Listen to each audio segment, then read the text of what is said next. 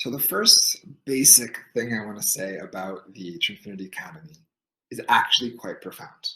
And it points to Bentinho's genius. And that is that there are these two pathways you'll see. You'll see the pathway of enlightenment and the pathway of empowerment. These are really two sides of the same coin.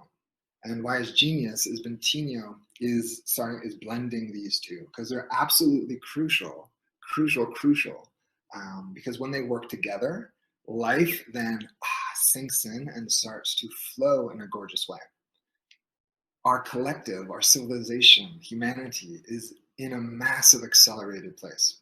And what happens in these accelerations are these when when the collective consciousness is ready to receive a certain idea or a new paradigm, an expanded perspective on what life is about, it starts seeping through different speakers, so to speak, loudspeakers on the planet. And the self-realization path has been around for quite a while. And the awakening, the awareness, the presence.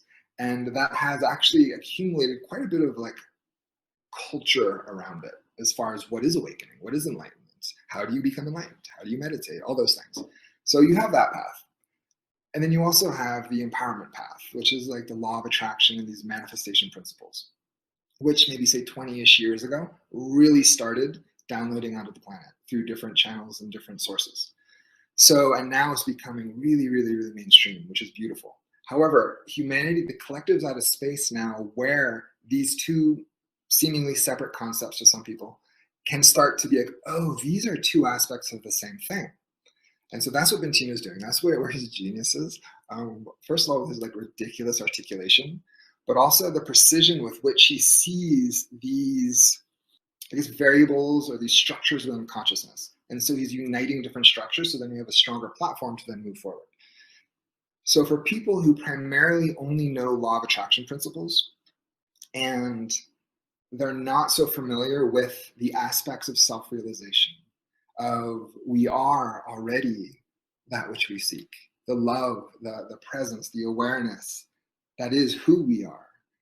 When they're not settled in that, then the perhaps like more mainstream law of attraction practitioners are trying to manifest something in their life that they want, that they like, so that they don't get stuck with something that they don't like. Like they want to manifest the great job and the great lover and the great, whatever housing situation, because they so don't want to get stuck in the boring ho-hum job with a train wreck relationship and having no money.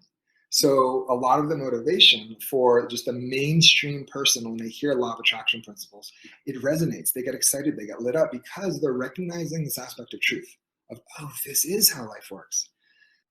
But then they take that and they try to incorporate that into their existing lack paradigm.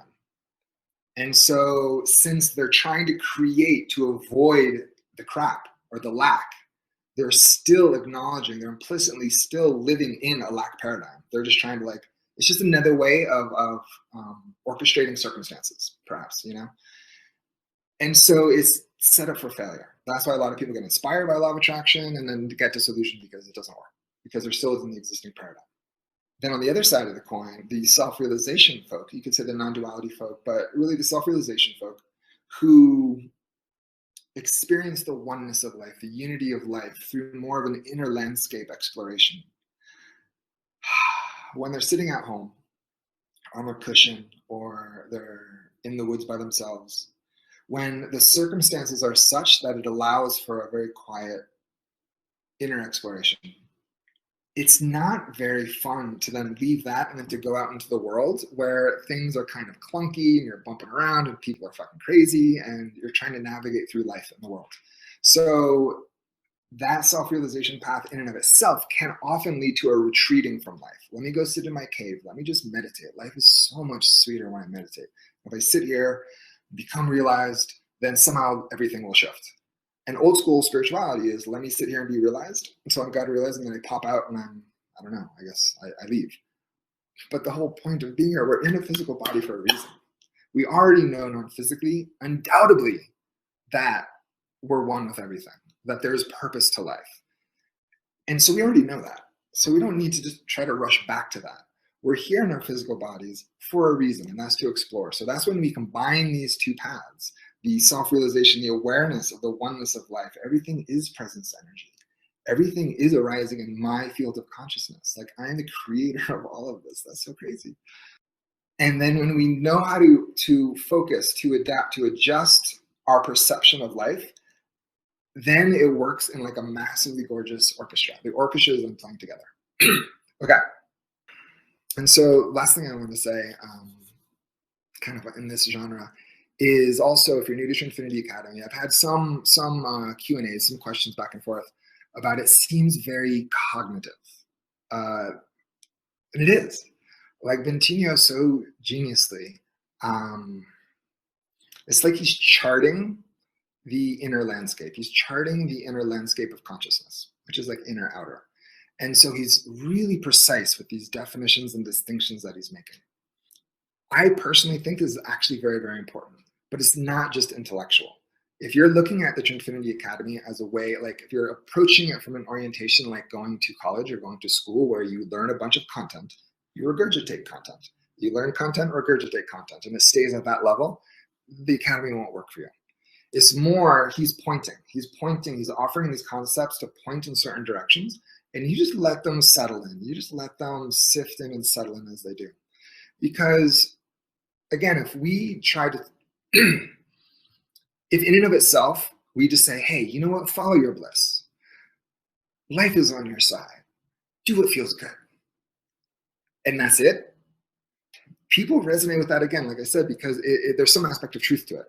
But if they're still trying to apply that within their existing paradigm of other world, there's people out there who are going to try to screw me, et cetera, it's not going to work. You need to expand your cognitive framework of how you understand life to be, expand your paradigm, expand your point of view of what life is actually about, how life actually works.